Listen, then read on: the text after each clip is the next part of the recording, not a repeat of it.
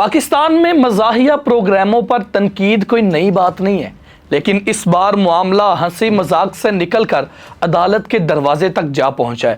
معروف یوٹیوبر اور مزاح نگار سجاد جانی ایک ایسے تنازع میں گر گئے ہیں جس نے سوشل میڈیا پر نئی بحث چھیڑ دی ہے۔ السلام علیکم، میں ہوں یاسین دورانی اور آپ دیکھ رہے ہیں جے پی ڈیجیٹل۔ آخر ایسا کیا ہوا کہ وکلاء برادری مشتعل ہو گئی؟ کیوں رانا حمزہ ایڈوکیٹ کی جانب سے لاہور ہائی کورٹ میں درخواست دائر کر دی گئی؟ اور کیا سجاد جانی کو عوام سے معافی مانگنا پڑ سکتی ہے؟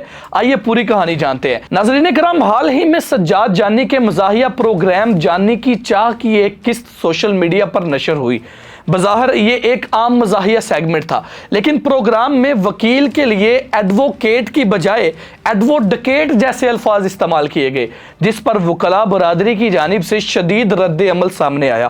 اس معاملے پر لاہور ہائی کورٹ کے وکیل رانا حمزہ ایڈوکیٹ نے عدالت عالیہ سے رجوع کرتے ہوئے موقف اختیار کیا ہے کہ پروگرام میں وکلاء برادری کے وقار کو مجروح کیا گیا۔ درخواست میں کہا گیا ہے کہ سجاد جانی اپنے مواد کے ذریعے ایک باوقار پیشے کو تمسخر کا نشانہ بنایا، جس سے نہ صرف وکلاء برادری بلکہ پورا قانونی نظام متاثر ہوا۔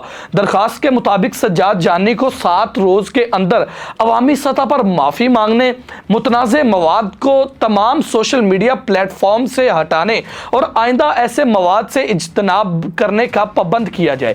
دلچسپ بات یہ ہے کہ درخواست میں مزید قانونی کارروائی کا عندیہ بھی دیا گیا ہے۔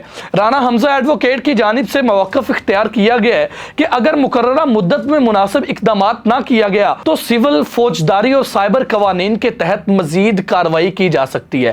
اب سوال یہ پیدا ہوتا ہے کہ کیا ہر مزاح کو توہین سمجھ لیا جائے، یا کامیڈی کے نام پر ہر چیز جائز ہے، یا پھر کچھ سرخ لکیریں ایسی ہیں جنہیں عبور کرنا معاشرتی اور قانونی طور پر قابل قبول نہیں۔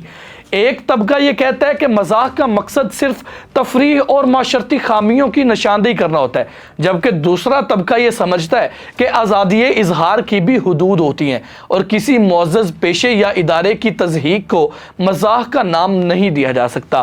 آپ کی اس متعلق کیا رائے ہے؟ سوشل میڈیا صارفین اس متعلق کیا کہتے ہیں؟ کامنٹ سیکشن آپ کے لیے حاضر ہے، اپنی رائے لازمی دیجیے اور اپنے میزبان یاسین دورانی کو اجازت دیجیے۔ ملاقات ہوتی ہے ایک اور نئی ویڈیو میں، تب تک کے لیے اللہ حافظ و ناصر۔